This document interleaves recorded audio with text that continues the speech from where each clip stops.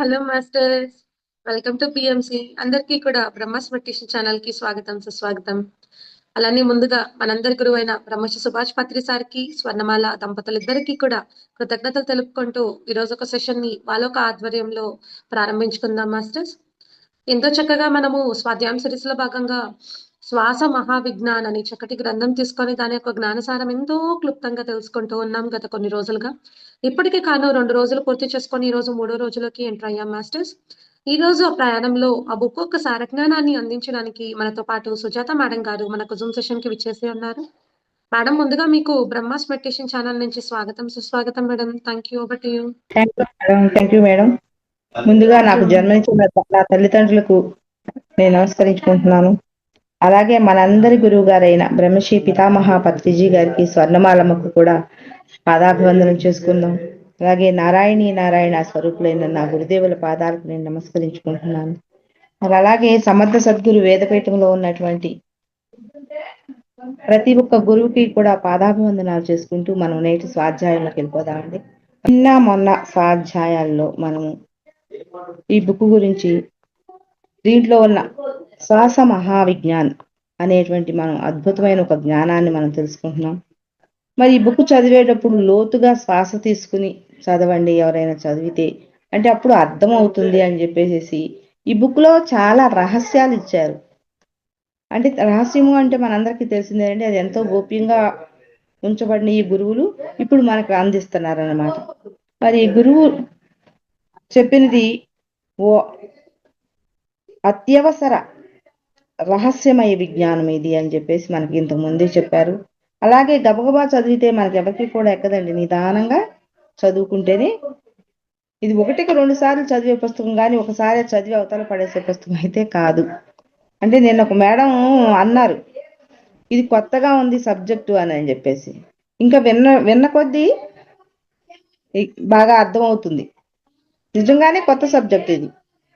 మనకు పత్రిజీ గారు అందరూ కూడా ప్రతి ఒక్క బుక్ చదవాలి, అందరు గురువులు ఇచ్చిన సందేశాలు వినాలి అని చెప్పేసి మనకు అదొక స్వేచ్ఛ ఇచ్చారు. ఆ స్వేచ్ఛని ఉపయోగించుకుని మనం ఎన్నో పుస్తకాలను స్వాధ్యాయం చేసుకోవడం జరుగుతుంది. అలాగే మనం బ్రతికి ఉండాలంటే ఈ శ్వాస అవసరం. శ్వాస ఉంటే శివం, శ్వాస లేకపోతే శవం అని చెప్పేసి మనకు పత్రిజీ గారు అందించడం జరిగింది. అలాగే ఈ శ్వాస మనం ఎలా తీసుకుంటున్నాము, అసలు ఈ శ్వాస ఎలా తీసుకోవాలి అనేది, ఇలాంటి దీంట్లో చాలా గుప్తంగా ఉన్నటువంటి రహస్యాలు ఎన్నో ఇవ్వబడ్డాయి. చూద్దామండి. నిన్న దాంట్లో మనం ఈ శ్వాస వల్ల ఎంతో మంది ఎన్నో రకాలుగా ఇబ్బందులు పడుతున్నారు. మనం పోషక విలువలు తగ్గినటువంటి ఒక బజార్లోకి వెళ్ళి, అదే ఒక మురికి కాలువల దగ్గర ఉండే వాళ్ళు కానివ్వండి, ఒక వాడల్లో ఉండే వాళ్ళు కానివ్వండి, ఇప్పుడు అన్ని సిటీల్లో అన్ని మురికి కాలువలు ఎక్కువైపోయి పొల్యూషన్ ఎక్కువైపోయింది. అలా ఆ దరిదాపుల్లో నివసిస్తున్న వాళ్ళు ఎవరైతే ఉన్నారో వాళ్ళకి మరి యజ్ఞం ద్వారా చిన్న మంట వెలిగించి దాంట్లో మరి డ్రై ఫ్రూట్స్ లాంటివి వేస్తే ఎలాంటి అద్భుతమైనటువంటి వాయువులు నిలబడతాయో నేను చెప్పడం జరిగింది. దాని గురించి చెప్తున్నారు. అంతేకాక యజ్ఞోథెరపీ అనే ఒక అమోఘ వైద్య విధానములో భూతగ్రహ శాంతి, హిస్టీరియా, ఉన్మాద రోగాలు, మోహ రోగాలు, మరి కుష్టు, క్షయ, ఆస్మా, జలుబు, జ్వరము, మసూచి, మరి అతిమూత్ర వ్యాధి, స్త్రీలకు సంబంధించిన రకరకాల వ్యాధులే కాక మరి పశువులకు సంబంధించి అనేక వ్యాధులు కూడా నివారణ చేసుకోగలమంటున్నారు. ఈ యజ్ఞోథెరపీ అనే దాంతో ఎంతో అమోఘమైన వైద్య విధానం ఉంది. దాంతో ఈ భూత ప్రేత శాంతులు చేసిన వాళ్ళు ఉంటారు కదా, చేతబడులు చేసిన వాళ్ళు ఉంటారు కదా, చాలా మంది మనకందరికీ తెలిసిన విధానాలే ఇవన్నీ.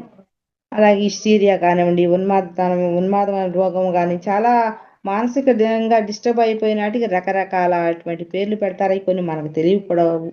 అట్లాగే మేహ రోగాలు, మరి కుష్టు, క్షయ, ఇలాంటి ఎన్నో రోగాలకి ఈ యొక్క యజ్ఞోథెరపీ ద్వారా అద్భుతమైన ఫలితాలు ఉన్నాయని చెప్తున్నారు. అట్లా కాకుండా అగ్ని ప్రమాదాలు, పిడుగులు, భూకంపాలు మొదలైన ప్రమాదాలు, మరి చీమల పుట్టలు, తేనెతుట్టులు వల్ల సూచింపబడిన అరిష్టాలు తొలగించుకుంటూ మాత్రమే కాక అపమృత్యు భయము పోగొట్టుకుని దీర్ఘాయువు పొందుటకు, పసిపిల్లలకు సంబంధించిన వివిధ సమస్యలు నివారించుకున్నటకు ఈ యజ్ఞోథెరపీ అమోఘప్రదమైంది అంటున్నారు. చూడండి, యజ్ఞోథెరపీ వల్ల చీమల పొట్టలు కానివ్వండి, తేనెతుట్లు కానివ్వండి, అగ్ని ప్రమాదాలు, పిడుగులు, భూకంపాలు ఇలాంటివి ఎన్నో అరిష్టాలని తొలగించుకోవచ్చు అని చెప్తున్నారు. మరి ముఖ్యంగా వాస్తు శాంతి కొరకు వాస్తు శాంతి హోమము, దీనిలో మన ఇళ్లలో శాంతి వాతావరణం నెలకొల్పి గృహాలలో కోల్పోయిన ఐకమత్యతాన్ని, శాంతియుత వాతావరణాన్ని తిరిగి పొందటమే కాక అనేక శుభకార్యాలతో పాటు మన ఇంటిని మరి సకల సమర్థ సద్గురువుల, సమస్త దేవతల సకల శుభాలని కేంద్రముగా, స్వర్గతుల్యముగా మార్చుకోవచ్చు అని చెప్పేసి అంటున్నారు. శాంతి హోమం చేసుకుంటాం, మనం అందరికీ తెలుసు. ఆ హోమం వల్ల కూడా మంచి ఫలితాలు ఉన్నాయి. ఆ ఫలితాలు ఉన్నటువంటి ఇంట్లో వాళ్ళందరూ కూడా ఎంతో శాంతి వాతావరణం కొలుపుతుంది, ఐకమత్యంగా ఉంటారు మరి అని చెప్పేసి చెబుతున్నారు. మన ఇంటిని మరి సకల సమర్థ సద్గురువుల, సమస్త దేవతల యొక్క, అందరి దేవతల యొక్క శుభాలకి మన ఇల్లే కేంద్రంగా అయి ఉంటుంది అని చెప్పేసి చెప్తున్నారు. కాబట్టి ఆత్మబంధువులారా, యజ్ఞానికి శ్వాసకు విడదీయరాని సంబంధం ఉంది. ఈ శ్వాసకు యజ్ఞానికి అసలు విడదీయనటువంటి సంబంధం ఉంది. మన గురువుల యొక్క శిష్యులమైన ఏ దేవతల యొక్క ఉపాసన చేస్తున్నా మనం తెలుసుకోవాల్సిన ముఖ్య విషయం ఏంటి? శ్వాస గురించే. మనం ఏ పని చేస్తున్నా మనం ఈ గురువుల దగ్గర కానీ యజ్ఞం చేయనుండి ఏదైనా కానివ్వండి, మనం తెలుసుకోవాల్సింది ముఖ్యంగా ఏంటంటే శ్వాస గురించి తెలుసుకోవాలి. అనగా ఊపిరి తీసుకునే విధానము గురించి ఈ చిన్నదైన శ్వాస విజ్ఞానాన్ని అలక్ష్యపరిచినా లేదా తెలుసుకోకపోయినా లేదా మర్చిపోయి ఎలాంటి గొప్ప గొప్ప సాధనలు చేసినా, ఎన్ని సిద్ధక్షేత్రాలు దర్శించినా ఏమీ ప్రయోజనం లేదు. మరి చూడండి, ఇది చిన్నదే, శ్వాస తీసుకోవటమే కదా, ఏముందిలే అని అనుకుంటాం, చిన్నదే అనుకుంటాం. కానీ ఈ శ్వాస విజ్ఞానాన్ని అలా మనము అలక్ష్యం అంటే ఏముందిలే అని చెప్పేసి అట్లా పెద్దగా పట్టించుకోము. మనం అట్లా అలక్ష్యపరిచినా లేదా తెలుసుకోలేకపోయినా శ్వాసదేగా మనం ఎప్పుడు జరుగుతూ ఉంటుంది, దాన్ని తెలుసుకునేది ఏంటిలే అని అనుకుంటామేమో. అలా మర్చిపోయినా మరి దీని గురించి ఎందుకు సాధన చేయాలి, చేస్తే దీనివల్ల ఏంటి లాభం అని చెప్పేసి అనుకుంటాం కదా. ఈ సాధనలు ఏమి ఈ యొక్క మన యొక్క శ్వాస గురించి పూర్తి జ్ఞానం మనకు ఎప్పుడైతే తెలుస్తుందో అప్పుడు మనం అద్భుతంగా బ్రతకగలుగుతాం అన్నమాట. ఇది తెలుసుకోకపోతే కూడా చాలా నష్టపోతామని చెప్తున్నారు. మనం తెలుసుకోలేదు అనుకోండి, తెలుసుకోలేకోకుండా ఈ శ్వాస ఎలా పనిచేస్తుంది, ఈ శ్వాస ఎటు వెళ్తుంది ఏంటి అని తెలుసుకోకుండా మనం ఎన్ని సాధనలు చేసినా, ఎన్ని పుణ్యక్షేత్రాలు తిరిగినా కూడా ఏమీ ప్రయోజనం కూడా ఉండదు అని చెప్తున్నారు. శ్వాసకు సంబంధించిన ప్రయత్నములు ఏవి చేయకుండా ఎంతమంది గురువుల దర్శనం చేసుకున్నప్పటికీ, ఎన్ని ఉపవాస దీక్షలు చేసినప్పటికీ, ఎన్ని స్తోత్ర రత్నాలు పారాయణ చేసినప్పటికీ ఏం ప్రయోజనం లేదు.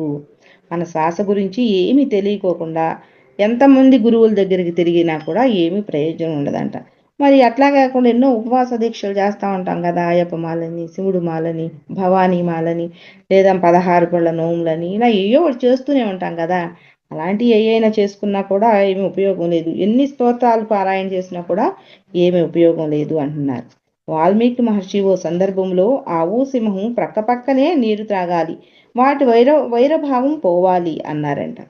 వాల్మీకి మహర్షి చెప్పారంట, ఆవును పులి పక్కపక్కనే మరి నీళ్లు తాగాలి, వాటికి ఉన్న వైరం పోవాలి అని చెప్పారంట. ఆ వైరభావం లేని చోటనే ఆశ్రమము అంటారు. అంటే ఆ వైరభావం లేని చోటే మునులు, ఋషులు ఆశ్రమాలు ఏర్పరచుకునేవాళ్ళు కదా ఇటువరకు. అలాంటి చోటే ఆశ్రమం ఉండాలి అనేవాళ్ళు అంట. కానీ విచారించదగ్గది ఏమంటే ప్రస్తుతం ఆశ్రమాల్లోనే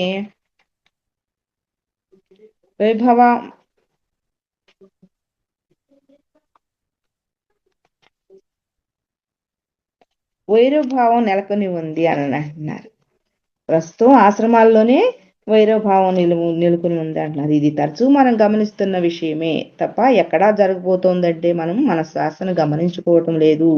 అంటే ఇప్పుడు ఆశ్రమవాసుల నివాసాలన్నీ కూడా ఏదో ఒక కల్మషం అనేది ఏర్పడుతుంది. ప్రతి ఒక్క ఆశ్రమాల్లో కూడా ఏదో ఒక తప్పును చూపిస్తూ ఎప్పుడు పేపర్లోనో టీవీల్లోనో ప్రకటనలు జరుగుతూనే ఉన్నాయి. ఆశ్రమవాసాల్లో కూడా అక్కడ అలా జరిగింది, ఇక్కడ ఎలా జరిగిందని మనం చూస్తూనే ఉన్నాం. సో ఈ వైరభావం, ఈ తగాదాలు కానివ్వండి, మనస్పర్ధలు కానివ్వండి, ఒకరి మనసు ఒకరు తెలుసుకోలేకుండా మాట్లాడటం ఇవన్నీ ఎక్కడొస్తున్నాయి అంటే మన శ్వాసను మనం గమనించకపోవడం వల్లనే వస్తున్నాయి అని చెప్పేసి అంటున్నారు. కాస్త మనం మన శ్వాసను అంటే ఊపిరిని సవ్యంగా తీసుకుంటే, లోతుగా తీసుకుంటే మన జీవితాల్లో అత్యద్భుత మార్పును మనం ఇట్టే తెచ్చుకోగలము. మనం కాస్త ఈ శ్వాసని ఊపిరిని సవ్యంగా తీసుకున్నాం అనుకోండి, తెలిసి తీసుకున్నాం అనుకోండి, తీసుకుంటే గనక అసలు చెప్పలేనటువంటి మార్పులు మన జీవితంలో వస్తాయి. అంత లోతుగా తీసుకోగలిగితే అత్యద్భుతమైనటువంటి మార్పులు అంటున్నారు.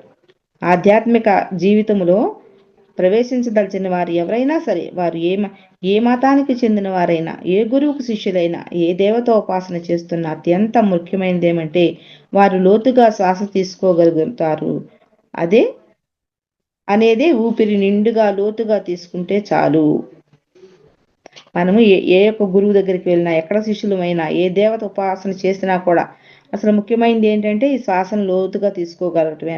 ఇది నిజమేనండి. మనం గనక పూజలు చేసేటప్పుడు గనక మనం గమనిస్తే సత్యనారాయణ వ్రతం కానివ్వండి, వరలక్ష్మి వ్రతాలు కానివ్వండి, ఏది చేసినా సరే బ్రాహ్మల ముందు ఆ పంతులు గారు ఏమంటారు, ఇట్లా ముక్కు పట్టుకోండి అని చెప్పేసి అనిపిస్తారు కదా.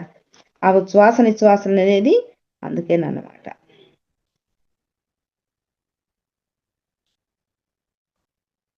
జీవితంలో ఎదురయ్యే అడ్డంకులను అధిగమించగలుగుతారు. అప్పుడు ఎప్పుడైతే ఈ సమంగా మనం శ్వాస తీసుకోగలుగుతామో అప్పుడు జీవితంలో ఎదురయ్యే అడ్డంకులు ఎన్నో మనం అధిగమించగలుగుతామంట. మరి సమస్త అవరోధాలను కూడా ఎదుర్కొనగలుగుతారు. మనలో చాలా మంది గమనించి ఉండరు. మనమంతా నిద్రలో శ్వాసను లోతుగాను నిదానంగాను తీసుకుంటాము. అందుకనే నిద్ర చాలా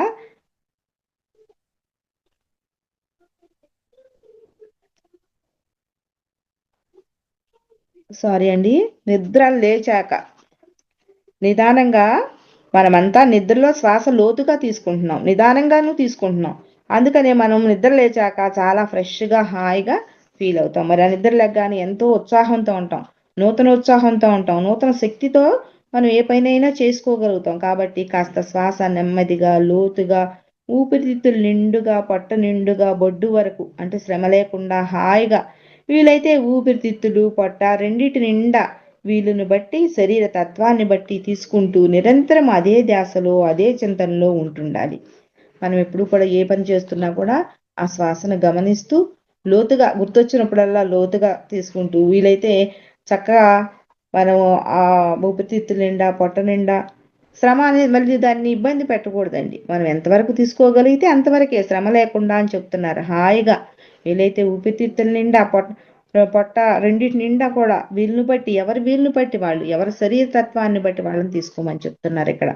కాకపోతే నిరంతరం ఆ ధ్యాసలో ఉండండి. మర్చిపోతాము, మళ్ళీ ఏదో 4 పనులు చేసుకుంటాము, అప్పుడు గుర్తొచ్చింది మళ్ళీ అప్పుడు తీసుకోవచ్చు. మరి తీసుకునేటప్పుడు ఎలాంటి శబ్దము రాకుండా నిశ్శబ్దంగా నిదానంగా లోతుగా బొడ్డు వరకు తీసుకుంటూ ఉండాలి. మనం తీసుకున్నప్పుడు కూడా ప్రతిసారి కూడా నిదానంగా సైలెంట్గా తీసుకోవాలి, ఎలాంటి శబ్దము వద్దంటున్నారు. మరి అట్లానే హడావిడికి పడకూడదు అంటున్నారు, నిదానంగా తీసుకోమంటున్నారు, లోతుగా తీసుకోమంటున్నారు. అంటే ఆ శ్వాసను లోపలికి తీసుకున్నప్పుడు మనం బొడ్డు వరకు గనక తీసుకోగలిగితే ఎంతో అద్భుతం అన్నమాట. అదేవిధంగా శబ్దం అవనీయకుండా తీసుకున్న శ్వాసను పూర్తిగా ఏమాత్రం లోపల అట్టి పెట్టకుండా నిదానంగా వదిలివేయగలగాలి. ఇలా శబ్దం లేకుండా తీసుకుంటాం కరెక్టే, మళ్ళీ బయటికి వదిలేటప్పుడు కూడా లోపల ఏమీ లేకోకుండా పూర్తిగా గాలి వదిలేయగలగాలన్నమాట. మనం పూర్తిగా విడిచిపెట్టామో లేదో మనమే గమనించుకోవాలి కూడా. మరి పూర్తిగా వెళ్ళిందా లేదా, లోతుగా ప్రతిసారి తీసుకుంటాము, గుర్తొచ్చినప్పుడల్లా తీసుకుందాం అనుకున్నాం కదా, తీసుకున్న ప్రతిసారి కూడా అంత పూర్తిగా నేను విడిచిపెట్టగలిగానా అన్న ఈ గమనింపు కూడా ఉండాలి. అంటే ఉచ్ఛ్వాస నిశ్వాస రెండు కూడా గమనించే తీసుకోవాలి అన్నమాట. రెండిటి యొక్క గమనిక పూర్తిగా మనకు ఉండాలి. మరి పూర్తిగా విడిచిపెట్టామో లేదో మనమే గమనించుకోవాలి. పొట్టను వెన్నుకు తగిలేలా లోపలికి తీసుకుంటే శ్వాస పూర్తిగా విడిచిపెట్టినట్టుగా, దాదాపు పూర్తిగా కాకపోయినా పొట్టను గమనించుకోవాలి, పొట్టలో ఏమైనా గాలి ఉన్నదేమోనని. మనము శ్వాస తీసుకునేటప్పుడు ఎప్పుడు కూడా బెలూన్ ఉబ్బినట్టు మన పొట్ట కూడా ముందుకు రావాలండి. శ్వాస వదిలినప్పుడు ఈ పొట్ట వెన్నుపూస కానేటట్టుగా చూసుకోండి ఒకసారి అని చెప్పేసి అంటున్నారనమాట. అంటే మన శ్వాస ఎప్పుడు తీసుకుంటామో అప్పుడు బెలూన్ లాగా పొట్ట ముందుకు రావాలి. మనం బయటకు వదిలినప్పుడు ఈ పొట్ట వెళ్ళి వెన్నుపూసకు తగిలేలా మనం ఆటోమేటిక్గా ఇట్లా వెనక్కంటే అది మనకు అర్థం అయిపోతుంది అంట, లోపల ఏమీ గాలి లేకోకుండా చేసుకోమని చెప్తున్నారు. శాంతం బయటకు వదిలి మళ్ళీ నిదానంగా శ్వాస తీసుకోవాలి. అంటే పూర్తిగా వెళ్ళి మళ్ళీ తీసుకోవాలనుకున్నప్పుడు మరి ముందున్న గాలిని లోపల అట్టి పెట్టకూడదు అనమాట. ఏమి శాంతం బయటికి వెళ్ళిపోయింది నిదానంగా అన్న తర్వాతే మళ్ళీ శ్వాస తీసుకోవాలి అంటున్నారు. ఋషులు అందించే రహస్యం ఏమిటంటే నీవు తీసుకున్న శ్వాసను పూర్తిగా బయటకు వదిలివేయకుండా మరి ఒక శ్వాసకై ప్రయత్నించి కొత్త శ్వాస తీసుకోవడం వల్ల నీలో ఉండిపోయిన ఆ పాత శ్వాస నీకు ఇబ్బందిని కలిగిస్తుంది. ఇక్కడ ఏం చెప్తున్నారంటే గురువులు, మనము పూర్తిగా తీసుకున్న శ్వాసను మళ్ళీ పూర్తిగా వదలకోకుండా మళ్ళీ ఇంకా ఫ్రెష్ గాలి తీసుకున్నాం అనుకోండి, ఆ ముందు వెళ్ళిపోయి ఉండిపోయింది చూసారు ఆ గాలి చాలా ఇబ్బందిని కలిగిస్తుంది అది అని చెప్తున్నారు. మరి నిన్ను కష్టాల పాలు చేస్తుంది, మరి ఆ గాలి నీకు సమస్యగా మారి నిన్ను వేధిస్తుంది అంటున్నారు. అందువల్ల వారి హెచ్చరికను పెడచెవిన పెట్టకుండా శ్వాస లోతుగా తీసుకున్న శ్వాసను పూర్తిగా ఏమాత్రం లోపల ఉంచకుండా బయటకు వదిలివేద్దాం. అన్ని చాలా కష్టాలకు నెట్టేస్తుందంట. మరి ఎన్నో సమస్యలు కూడా ఎదురవుతాయి మీకు అంటున్నారు. కాబట్టి గురువులు చెప్పినట్టుగా వాళ్ళ మాటని పెడచెవిని పెట్టొద్దు, ఈ శ్వాసని పూర్తిగా తీసుకోండి, పూర్తిగా వదలండి, ఈ ఎరుకని కలిగి ఉండండి అని చెప్పేసి అంటున్నారు అనమాట. కేవలం ఈ చిన్న ప్రయత్నం వల్ల ఎన్నెన్నో లాభాలు మనకు చేకూరుతాయి అంటున్నారు. అన్న సత్యవాక్ పరిపాలకులైన ఋషీశ్వరుల సూచనలు అని గుర్తుపెట్టుకోవాలి. ఇవన్నీ కూడా సత్యవాకులు. అసలు సత్యవాకులు అంటే వాళ్ళు ఇంకా సత్యాన్ని తప్పితే ఇంకొక మాట మాట్లాడరు. అలాంటి ఋషులు మునులు చెప్తున్నటువంటి వాక్యాలు ఇవి. పెడచెవిని పెట్టబాకండి, వినండి అని చెప్తున్నారు. అంటే పూర్తిగా శ్వాస తీసుకోండి, తీసుకున్న శ్వాసను పూర్తిగా వదిలివేయండి అని చెప్తున్నారు. శ్వాసయే సర్వస్వము మానవుడుకు అని చెప్పారు. మానవుడికి శ్వాసే సర్వస్వం అని చెప్తున్నారు. మరి అంతే కదండి, శ్వాస లేకపోతే మనం ఏమైపోతాము? శవం అయిపోతాం. మరి రోజుకి 21,600 సార్లు శ్వాసిస్తామంట మనము. మరి ఇంతకు తక్కువ శ్వాసలు తీసుకుంటే ఆయుర్దాయం పెంచుకోగలుగుతాం. ఈ 21,600 శ్వాసలు మనం తీసుకోగలుగుతాం. ఇంతకన్నా మనం ఎక్కువ పెంచుకున్నాం అనుకో, తగ్గించుకున్నాం అనుకోండి శ్వాసలు, అప్పుడు మనము చక్కగా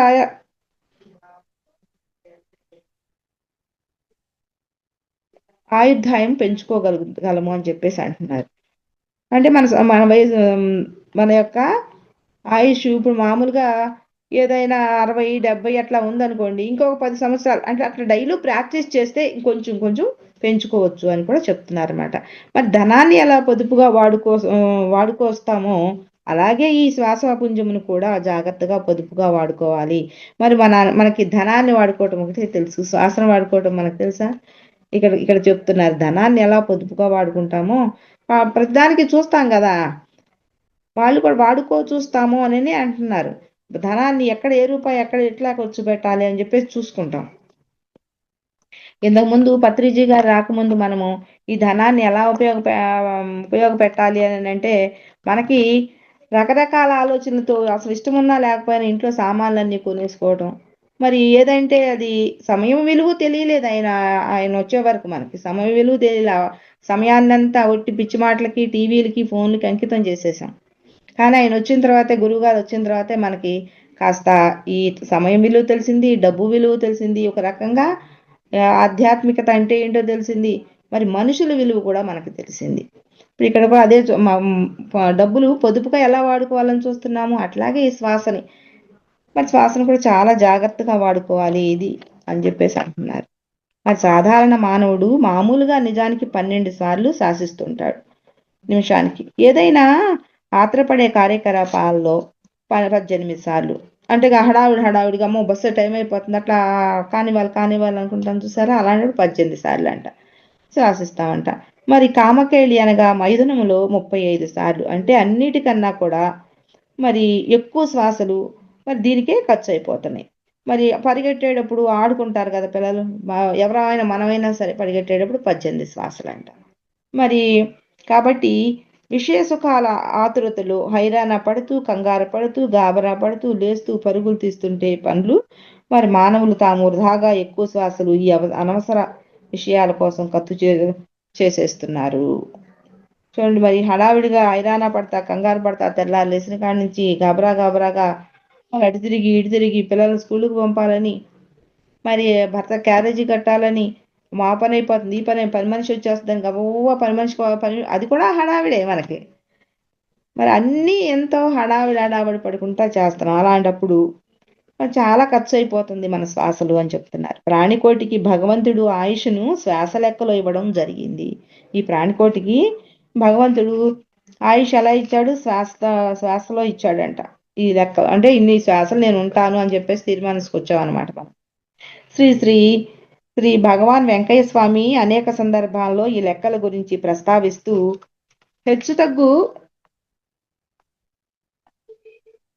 హెచ్చు తగ్గులు వస్తుండలా అనేవాడంట ఆయన. అంటుండేవారు, రోజుకి 21,600 సార్లు శ్వాసించేవాడు సుమారు 100 సంవత్సరాలు జీవిస్తే.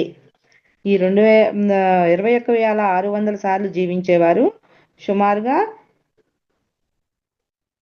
100 సంవత్సరాలు కనుక జీవించాడు అనుకోండి, అవే శ్వాసల్ని రోజుకి 21,600 సార్లకు బదులు మరి 30-40 వేల వరకు ఖర్చు చేసుకుంటే అల్పాయుషులుగా వాడవుతాడు.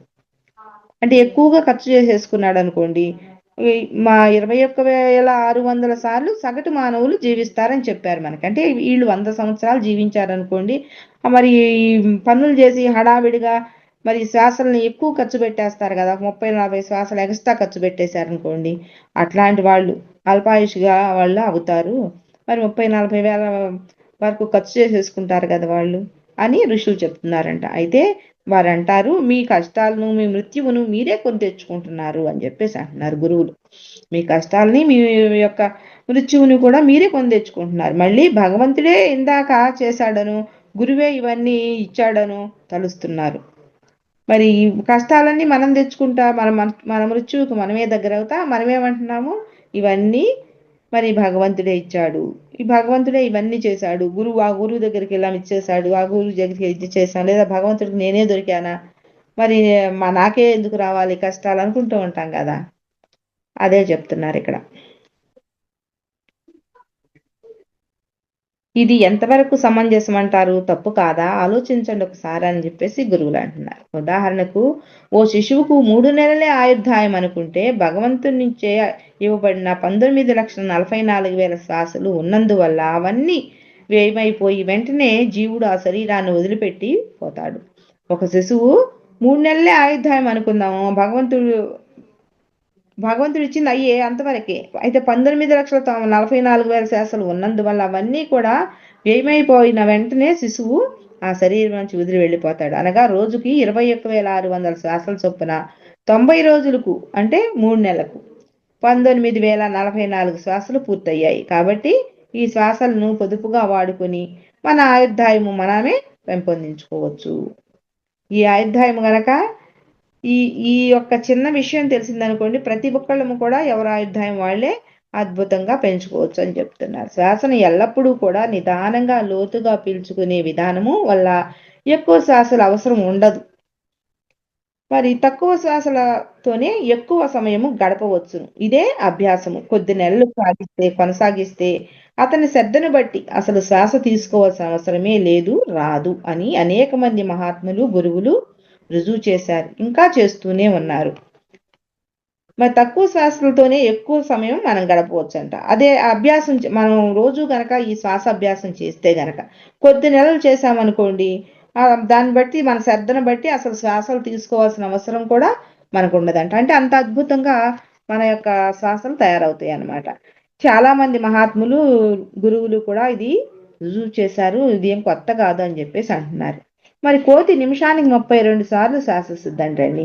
అది 10 సంవత్సరాలు జీవిస్తుందంట కోతి. మరి కుక్క నిమిషానికి 28 సార్లు శ్వాసిస్తుందంట, ఇది 11 సంవత్సరాలు జీవిస్తుందంట. మరి కుందేలు నిమిషానికి 38 సార్లు శ్వాసిస్తుందంట, ఈ కుందేలు 8 సంవత్సరాలే జీవిస్తుందంట. మరి గుర్రం నిమిషానికి 19 సార్లు శ్వాసిస్తుందంట, ఈ గుర్రం 35 సంవత్సరాలు జీవిస్తుందంట. మరి పాము నిమిషానికి 8 సార్లు శ్వాసిస్తుందంట, నిమిషానికి 8 సార్లు శ్వాసించే ఈ పాము 1000 సంవత్సరాలు జీవిస్తుంది. మరి తాబేలు నిమిషానికి 5 సార్లు మాత్రమే శ్వాసిస్తుంది, మరి ఇది 2000 సంవత్సరాలు జీవిస్తుందంటండి. మరి అలాగే శిలలు, పర్వతాలు, కొండలే కాకుండా ఆకాశం కూడా శ్వాసిస్తూ ఉంటుంది. చూడండి, కొండలు శ్వాసిస్తాయంట, శిలలు శ్వాసిస్తాయంట, పర్వతాలు శ్వాసిస్తాయంట, మరి ఆకాశం కూడా శ్వాసిస్తుందంట. ఈ మహాసత్యం మనలో చాలా మందికి తెలియదు అన్నారు. మరి ఇది ఒక రహస్యమే కదండి. చాలా అద్భుతమైన రహస్యం మనకి. మరి అందుకే అద్భుతమైన రహస్యమయ గ్రంథము అన్నారు. మరి ఈ శ్వాస విజ్ఞానాన్ని సర్వ విజ్ఞానం అని కూడా అంటారంట. మరి ఈ జ్ఞానము తెలిసిన కొందరు స్వార్థపరులు దీనిని పరులకు తెలియనీయకుండా దాచిపెట్టడం వల్ల అద్భుతమైన ఈ విద్య రకరకాల వికృత రూపాల్లో సాక్షాత్కరిస్తూ మరి అందరానిదిగా తయారైంది అని చెప్పేసి అంటున్నారు. ఈ శ్వాస విజ్ఞానాన్నే సర్వ విజ్ఞానం అని అంటారంట. మరి ఈ జ్ఞానం తెలిసిన కొందరు స్వార్థపరులు ఏం చేశారు, ఎవరికి తెలియకోకుండా రహస్యంగా దాచిపెట్టారంట. మరి అద్భుతమైన ఈ విద్య రకరకాల వికృత రూపాల్లో సాక్షాత్కరిస్తూ అందరానిదిగా అయిపోయింది, ఎవరికి కూడా అందకుండా అయిపోయింది అంటున్నారు. మరి సోమరతరపు వలన అయితేనేమి, అజ్ఞానం వలన అయితేనేమి దీనికి సంబంధించిన మార్గాలు, సాధనాలు మరిగిన పడిపోయాయి. మరి మనుషుల్లో సోమరతనం అనేది ఎక్కువగా మరి రావటం వల్ల కానివ్వండి, అజ్ఞానం వల్ల కానివ్వండి, మరి ఈ జ్ఞానం ఒకరికొకరు తెలుసుకుంటేనే కదా చెప్పేది, ఒకరికొకరి ద్వారా తెలిస్తేనే. ఇప్పుడు ఇన్ని బుక్స్ ఇవన్నీ ఒక పత్రిజీ గారు వచ్చి చెప్పబట్టి ఇన్ని పుస్తకాలు, ఇన్ని రకాల పుస్తకాలు బయటకు వచ్చాయి. అంతకుముందు ఏమీ లేదు కదా, మరుగున పడిపోయింది. మరి ఎవరికి తెలియకోకుండా అయిపోయింది. ప్రతి ఒక్క గురువుది మీరు తెలవాలి, ప్రతి ఒక్క గురువు నుంచి నాలెడ్జ్ మీరు తీసుకోవాలి అని చెప్పేసి మహానుభావుడు చెప్పబట్టే మనం ఇన్ని పుస్తకాలు చదువుకోగలుగుతున్నాం. అందుకే దీనికి సంబంధించిన మార్గాలు, సాధనలు అన్నీ కూడా మరుగున పడిపోయినాయి అని చెప్తున్నారు. మళ్ళీ తిరిగి సకల సమర్థ సద్గురువుల దివ్య సంరక్షణలో ఋషుల యొక్క ప్రణాళికను అనుసరించి యావత్ భారతావన్ని సద్గురు పీఠాన్ని అలంకరింపచేసేందుకై సంకల్పించి సమాజాన్ని, రాష్ట్రాన్ని రోగహితులు చేయటానికే కాక మన చేత మహాద్భుతాలను చేయించుకొని ఈ రహస్య విశేషాలను తిరిగి అందరికీ అందించదలుచుకున్నారు. ఇప్పుడు ఏం చేస్తున్నారు, అది మరుగున పడిపోయింది. మళ్ళీ ఇప్పుడు ఏం చేస్తున్నారు సమర్థ సద్గురువులు, దివ్య సంరక్షణలో ఆ యొక్క గురువుల సంరక్షణలో వాళ్ళ ఆధ్వర్యంలో ఋషుల యొక్క ప్రణాళికను అనుసరించి, అంటే ఋషులందరూ కూడా మన అసెంబ్లీలో ఎలా మరి మీటింగ్లు అవి జరుగుతాయో అక్కడ హిమాలయాల్లో సంబరాలు జరుగుతూ ఉంటాయి, భూమి మీద కావాల్సినవన్నీ కూడా. అక్కడ ఆ మీటింగ్లో మరి వీళ్ళు ఈ విధంగా చర్చలు తీసుకుని వాళ్ళ ప్రణాళికను అనుసరించి యావత్ భారతావనికి, ఈ భారతదేశం మొత్తానికి కూడా ఈ జగద్గురువు పీఠాన్ని అలంకరించబోతుంది. ఈ యొక్క భారతదేశం నెంబర్ 1 స్థానంలో ఉంచోబోతుంది. మరి అలా అలంకరించడం కోసమయ్యి, అలా చేయటం కోసమయ్యి మరి మన రాష్ట్రం కానివ్వండి, మరి ఇక్కడ ఉన్న ప్రజలు కానివ్వండి, ఈ సమాజం కానివ్వండి, వీళ్ళందరూ కూడా ఏ రోగాలు లేని వాళ్ళగా ఉండాలి. ఇక్కడ అందరూ కూడా ఈ అద్భుతం ఇదంతా ఈ జ్ఞానాన్ని అందరూ తెలుసుకోవాలి అన్న ఒక ఉద్దేశంతో ఇక్కడ గురువులందరూ కూడా ఈ రహస్య విశేషాలని తిరిగి మన అందరికీ అందించటం జరుగుతుందన్నమాట. ఈ ఊపిరి విద్యను నేర్చుకునేందుకు ఉత్సాహంగా ముందుకు మీరు రావాలి అని చెప్పేసి అంటున్నారు. ఇది ఊపిరి విద్య, శ్వాస విద్య. మీరు ఇదంతా నేర్చుకోవటానికి ముందుకు రండి, వచ్చి నేర్చుకోండి అద్భుతమైన ఈ శ్వాస విద్యని అని చెప్పేసి అంటున్నారు. మరి ఈ శ్వాస విద్య సర్వ విజ్ఞానము అతి రహస్యమయమైందని, మరి దీనిని అశ్విని సూక్తం ద్వారా ఏనాడో మనకు అందించినప్పటికీ దాన్ని గ్రహించే జ్ఞానము, పరిస్థితులు నాడు లేనందున నేడు మనకు గుహ్యమైన విద్య అందించబడుతోంది అని చెప్పేసి అంటున్నారు. ఈ శ్వాస విద్య ఇది సర్వ విజ్ఞానం, ఇది చాలా రహస్యమైంది. దీన్ని అశ్విని సూక్తం నుండి వచ్చింది. ఈ అశ్విని సూక్తం నుంచి వచ్చింది, మనకి ఎప్పుడో అందించబడింది. కానీ అప్పుడు అందించబడినప్పుడు మనకి జ్ఞానం లేదు, లేదా పరిస్థితులు కూడా అప్పుడు లేవు. ఇలాంటి పరిస్థితులు ఎవరు చెప్పే వాళ్ళు ఎవరు లేరు. మరి అందుకని ఆనాడు మనకి అందించబడలా, కానీ అందుకని ఆ విద్య ఇప్పుడు అందించబడుతోంది. మరి బయట అంతరిక్షములో ఏమి జరుగుతుందో అక్షరాలో ఖచ్చితంగా మన శరీరంలో కూడా అదే జరుగుతుంది. బయట ఈ అంతరిక్షంలో ఏదైతే జరుగుతుందో మనలో కూడా, మన శరీరంలో కూడా అదే జరుగుతుంది. ఒక మాట ఆదిశంకరాచార్యులు వారు అన్న మాట ఒకటి గుర్తు తెచ్చుకుందాం. మన ఈ బ్రహ్మాండంలో ఏదైతే ఉందో ఈ పిండాండంలో కూడా అదే ఉంది అని ఆయన అన్నారు. ఇక్కడ కూడా గురువులు అదే చెప్తున్నారు.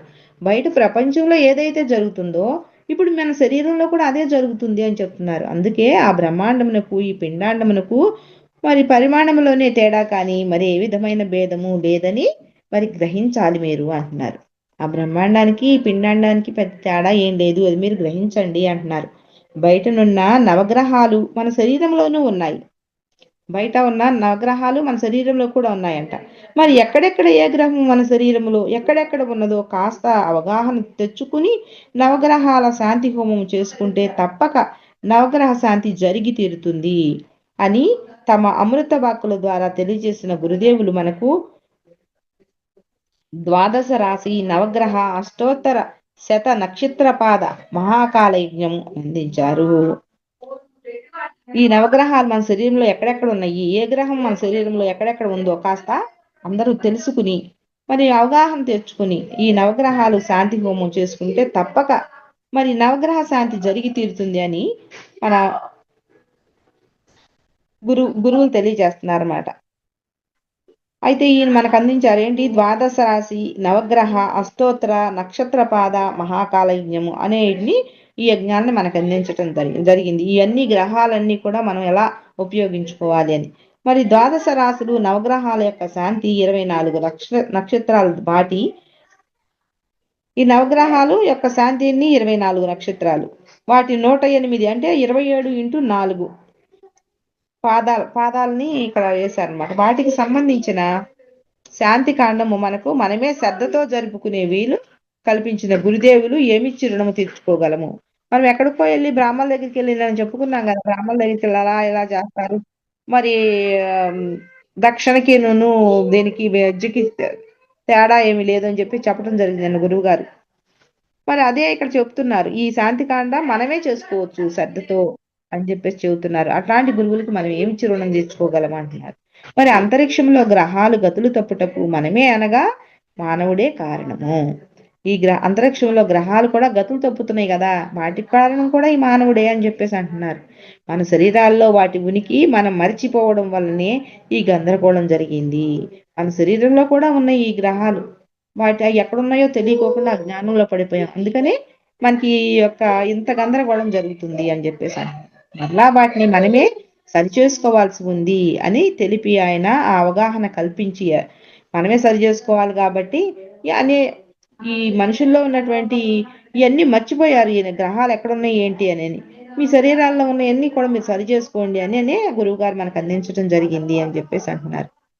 మరి నవగ్రహ శాంతి హోమం ప్రక్రియ, నక్షత్ర శాంతి హోమం ప్రక్రియ, వాస్తు శాంతి హోమ ప్రక్రియ తెలిసిన పూజ్య గురుదేవులు శతసహస్ర పాదాభివందనాలు అర్పించుదుముగాక. ఇవన్నీ మనకు అందించారు కాబట్టి మరి ఆ గురువులకి మరి పాదాభివందనాలు అర్పిద్దామని అంటున్నారు. మన శరీరంలో 20,000 నాడులు ఉన్నాయి. మరి నాడులు అనగా ప్రాణవాయువు, మరి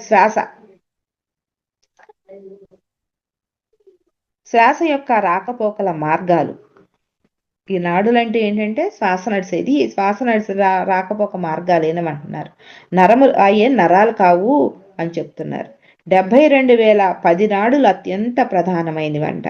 మరి ఇడా, పింగళ, సుష్మన, గాంధారి, మరి హస్తి, జిహ్వ, ఊష, యశస్విని, మరి అలంబష, కుహ, మరి శంఖిణి మొదలైనవి. మళ్ళా ఈ 10 కూడా మొదటి 3 అనగా ఇలా, పింగళ, సుష్మన అనేవి అత్యంత ప్రధానమైన అని తేల్చారు. ఈ 72,000 నాడుల్లో కూడా 10 నాడులు అత్యంత ప్రధానమైనవి అంట. ఏంటంటే ఇలా, పింగళ, సుష్మన, గాంధారి, హిస్టి, జిహ్వ, పూష, యశస్విని, మరి అలంబుష, కుహు, శంఖిణి, ఇవి ఈ 10 కూడా మరి ప్రధానమైనవి అంట. ఈ 10లో కూడా మళ్ళీ 3 ప్రధానమైనవి అంట.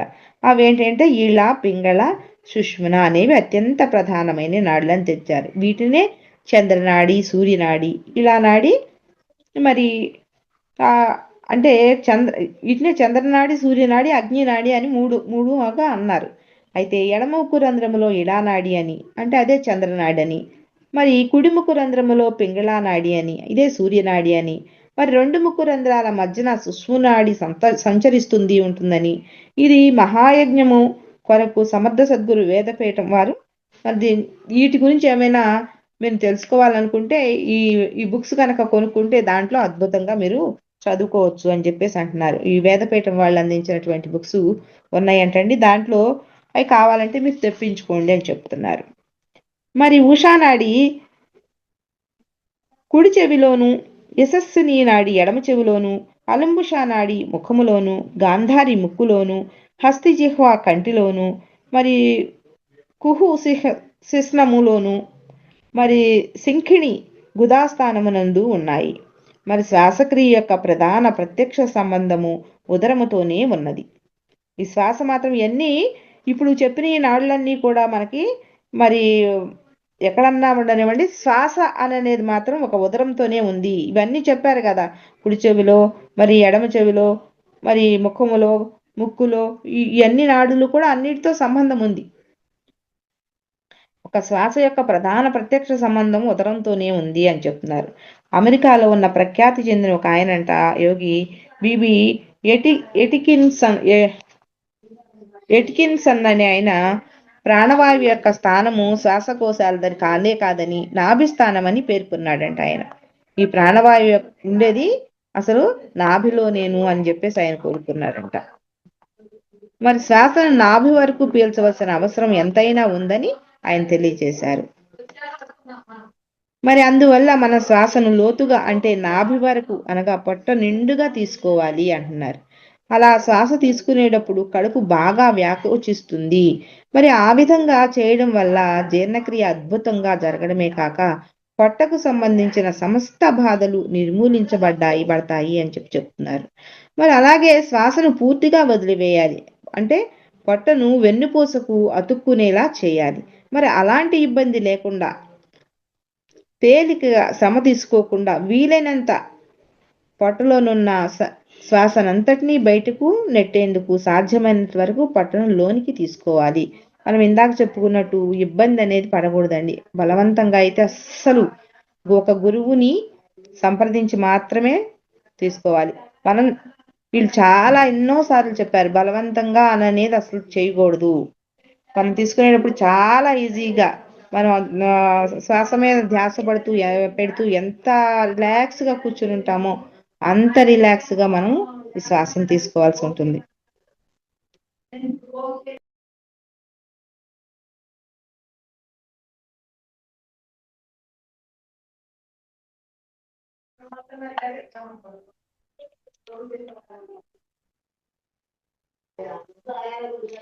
ఈ యుగానికి సంబంధించిన గొప్ప శాస్త్రవేత్త బర్నర్ మేకు పెడన ఆయన శ్వాస యొక్క ప్రభావం నాభి వరకు చేరవలసిన అవసరం ఎంతైనా ఉందని తెలియజేస్తూ, అలా బొడ్డు వరకు శ్వాసను తీసుకోని పక్షంలో రోజు రోజుకు అనారోగ్యం క్షీణిస్తుందని స్పష్టం చేశారు. శ్రీ బర్నర్ మేకు అనే పెడన అనే ఆయన ఈ శ్వాస బొడ్డు వరకు ఎవరైతే తీసుకోరో వాళ్ళకి నిదానంగా అనారోగ్యం అనేది వస్తుంది, రోజు రోజుకి వాళ్ళ ఆరోగ్యం క్షీణిస్తుంది అని చెప్పడం జరిగిందంట. మరి ఒకేసారి రెండు ముక్కు రంధ్రాల ద్వారా వాయువులోనికి ప్రవేశించదు. బాగా పరిశీలించినట్లయితే ఈ విషయం మనకి అర్థమవుతుంది. మనకందరకు మనం తీసుకున్న శ్వాస కుడిముక్కు ద్వారానే అనగా సూర్యనాడి ద్వారానో, లేక ఎడమ ముక్కు ద్వారానో అనగా చంద్రనాడి ద్వారానో లోనికి వెళ్తుంది. మరి మనల్ని మనం పరిశీలించుకుంటే గనక ఒక ముక్కు రంధ్రం ద్వారానే శ్వాస నడుస్తుంది, రెండు ముక్కు రంధ్రాల ద్వారా ఒకేసారి శ్వాస నడవదు.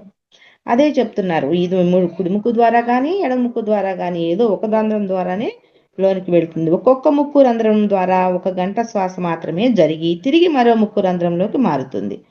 1 గంట ఈ ఎడముక్కులో జరిగితే 1 గంట కుడిముక్కు రంధ్రంలో అలా మారుతూ ఉంటుందంట. మరి మళ్ళీ కుడిముక్కు రంధ్రంలో 1 గంట ఆడితే మళ్ళీ ఎడముక్కు రంధ్రంలో 1 గంట, అట్లా అన్నమాట. ఇది వ్యక్తి యొక్క శారీరక మానసిక స్థితులు రెండు సక్రమంగా ఉన్నాయని అనడానికి ఇది గుర్తు అంటండి. అలా నియమపూర్వకంగా సూర్యచంద్ర నాడుల ద్వారా అనగా కుడి ఎడమ ముక్కు రంధ్రాల ద్వారా గంట గంటకు మారుతూ ఉండని పక్షంలో అది హానికరమని కూడా మనం గుర్తించాలంట. అంటే ఆ యొక్క మనిషి ఏదైనా అనారోగ్యం వస్తుందేమో అని అది కూడా మనం ఒకసారి చాలా హాని అని చెప్పి చెప్తున్నారు. శరీరంలో ఏదో తేడా ఉందని కూడా మనం గ్రహించుకోవాలి.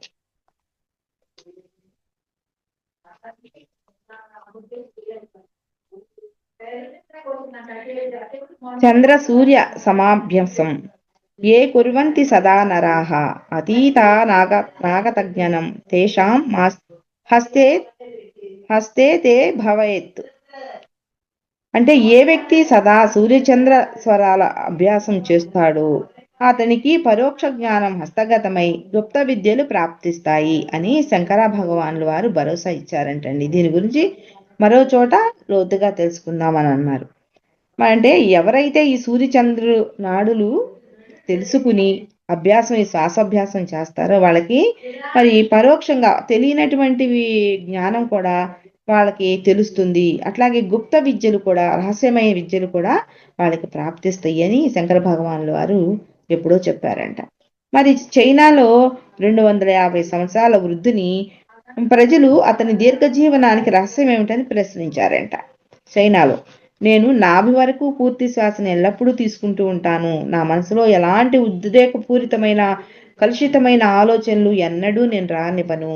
నేను ఎన్నడూ కూడా నిటారుగానే కూర్చుంటాను, వంగి ఎప్పుడు కూడా కూర్చోను అని తెలియజేశాడంట ఆయన.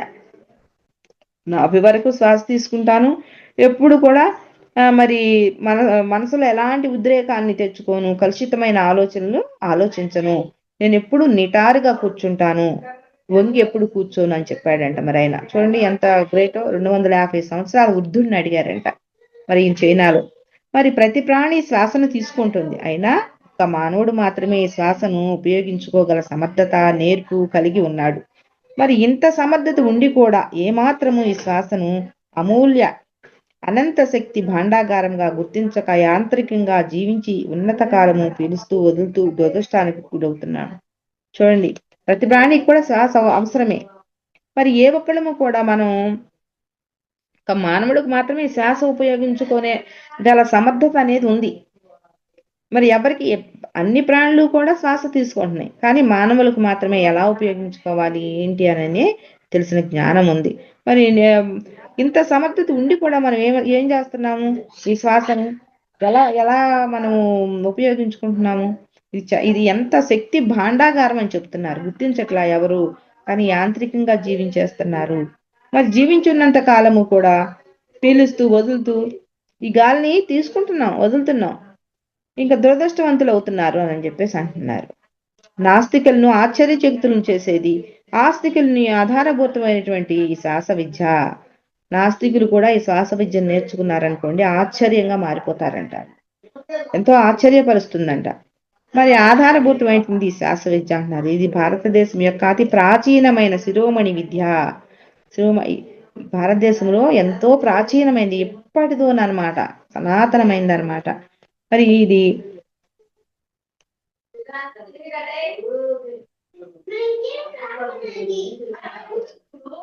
ఈ విద్యలో దినదినము ఎన్నో వాంఛిత ఫలాలు, మెండైన శుభాలను చేజిక్కించుకుని రహస్యం పై అంశాలు ఎన్నో ఉన్నాయి. ఈ విద్యలో ఎన్నో ఫలితాలు ఉన్నాయి, మెండైన ఎంతో గొప్పమైనటువంటి శుభాలు ఉన్నాయి.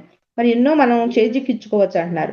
మనం ఒక సముద్రంలో చూడండి వెళ్ళామనుకోండి, రత్నాలు, మణులు, మరి ముత్యాలు ఎన్నో ఏరుకోవచ్చు అని అంటారు సముద్రాలు. అలాగే ఈ శ్వాసలో అన్ని ఉన్నాయి అన్నమాట, మనం ఎన్నో చేజిక్కించుకోవచ్చు అంటున్నారు. మరి ఇది ఎంతో రహస్యమైన అంశాలు ఎన్నో ఉన్నాయి, చాలా రహస్యమైనవి ఉన్నాయి.